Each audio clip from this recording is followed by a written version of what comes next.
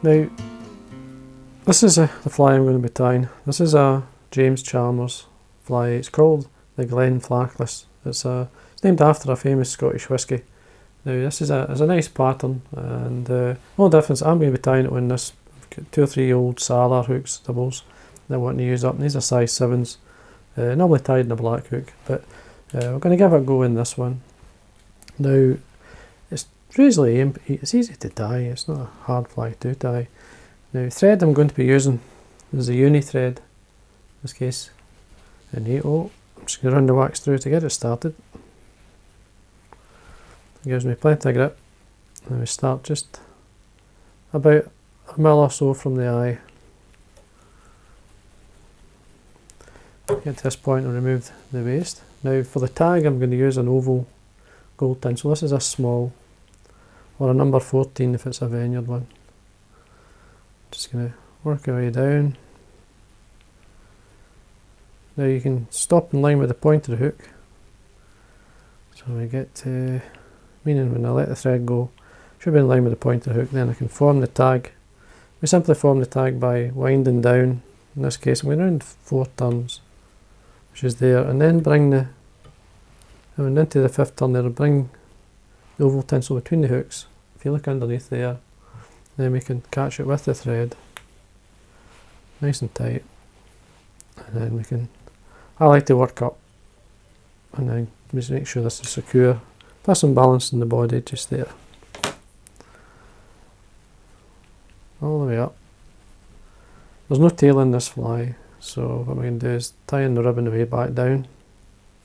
Now the rib I'm using is a small, this copper wire. Just going to catch it underneath and then wind down, keeping it nice and tight and right up against the tinsel. The body I'm going to be using a copper tinsel. Now you could use gold if you want. Copper's nice though. This one here I'm using is just the Uni-Mylar number 12. Right, just tie this on the top and wind our way up. Now, the copper blue is the one that originally was used, and just get to this point here, this is about 3 to 4 mil from the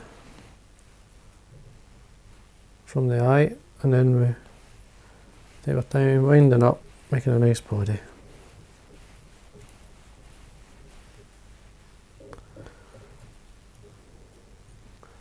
Nice and tight. Now what I'm going to do here is come up, tie it 2 or 3 turns just to see how it's sitting. Now check underneath. Just check that everyone's nice, no spaces, and that's fine. Trim that away. Wax on my thread for extra grip. Just make sure I catch in the end. Bring the thread to the point where we catch the ribbon. You're looking around about 5 to 6 turns of ribbon on the way up. Now this last turn I'll bring it straight up and then follow it with the thread and put a 90-degree bend into it, and this will lock in those turns, keep them nice and tight. And I can put wax on my thread. Bend and break away the wire. You need a cut if you do that. Now I'm just going to make sure I've got a base of thread down with the wax. Come back up, ready for tying in the wing. Now the wing is just basically the Wally gun wing, which is yellow, obviously black and orange, just a blend, and you blend it to suit. So I'm going to basically a wee touch of yellow, orange, and just a few fibres, not many fibres of black. James likes not many, so put the 3 together. There we are. We're going to roll these together, blending the fibres together. Just taking more time.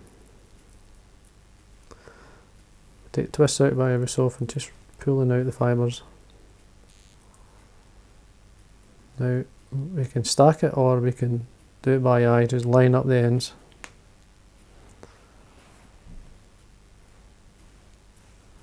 I basically look towards the floor, I can see the colour much better. As well, what I'm looking for is any broken ends. You don't want to tie these in. Just roll them together. You're looking for a length at least twice the hook length. So tie it over the back. Now what I'm going to do here, trim the length, wax on the thread. You see the cut ends there, you can see them. Now what I like to do is to cut the thread into these cut ends. 2 or 3 times. 2 or 3 to secure it, just to hold it. Just check the length if everyone's fine. I want to lower it slightly, so I'm just going to push the fibres towards the eye. That's fine. When you're happy with the wing, we can tighten up. Again, make sure you have a bit of wax on. Get the thread back up again. Now a wee bit of flashing. This is just orange Krystal flash I'm going to use. 2 or 3 strands.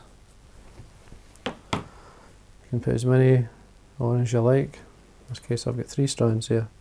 Just going to lay them on the top. Yeah, a couple of turns, fold it back, trim away the waste.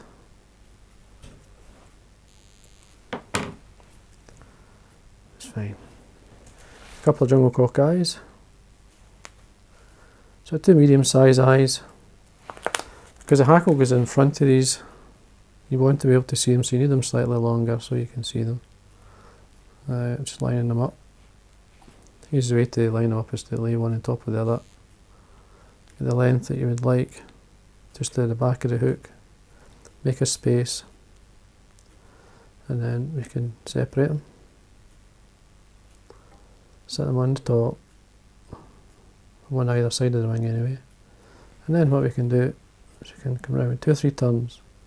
Now I've actually tied them onto, you'll see some fibres there. This gives a bit more grip. And then what we can do is a couple of bits of wax on there, fold these back. Like I do with most hackles, I like to fold them back. And like this, the wing, or especially jungle cock, making sure they don't pull out. Now you can break these off or cut them away, but you must keep the thread tight when you do that. Just take your time. Now what I'm going to use here is a cock hackle. This is just a cock. This is like from a what they call strung hackles that you can buy. Now just looking at the length, and these are quite soft down the bottom, sharper, a wee bit more cock-like at the tips. So looking at the length of the fibre, it's just a wee tad short. Don't tie in if you're not happy. There we are, there's a better one. There we go. Now just coming up close to the tip, you're going to then have the side front of the hackle facing yourself. With 2 or 3 turns, you can fold these back. Now you could use like a firearms thread here, it would help hide the turns of the hackle, especially if you space them out slightly you'll see the black thread, but if you just have to try and keep them straight. Now what I'm going to do here is just run the scissors down the edge of the hackle so that this is the leading edge. So a nice straight turn. Now we're looking probably, depends on how good the hackles are, 2-3 turns or so. It's about 2.5-3 turns there.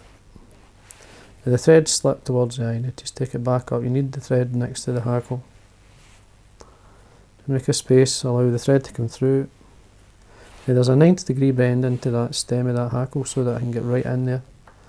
If you can see it there, there's no fibres getting caught. The fibres are split away and I'm straight onto the stem. Now what I'm going to do is come in here and trim away, not right up close, leave a bit of a small piece of the stem. If there's any fibres, just draw them back. I'll turn this round so you can see, you'll see there's a wee bit of the stem at the side there so that it's well tied in. Now this is where you need the wax on your thread.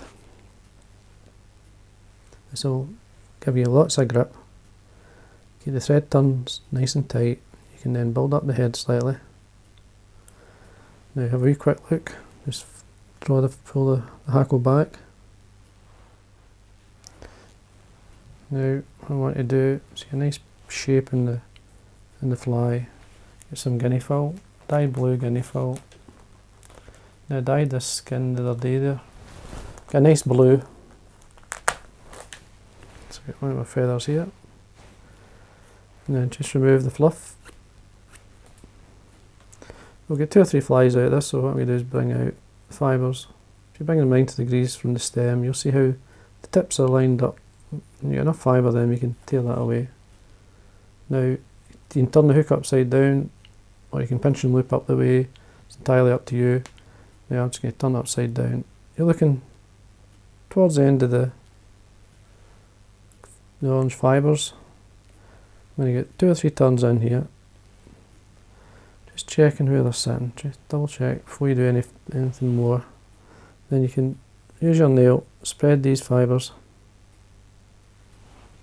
Quick look, see how they're sitting. Tap it with your finger. Nice and tight. Once you're happy, then you can trim away these fibres. You want really close. Take your time, you're doing this. First cut's always the best cut. And we can tidy up. Now I've left this space there that you could get a turtle knot on. Just a nice head. That wax.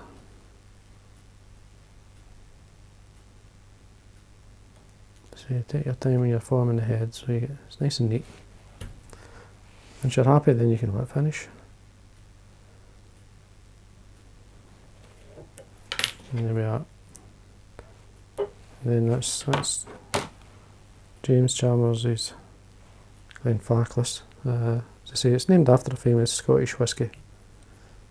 Now, what I'm going to do here, for speed, super glue first,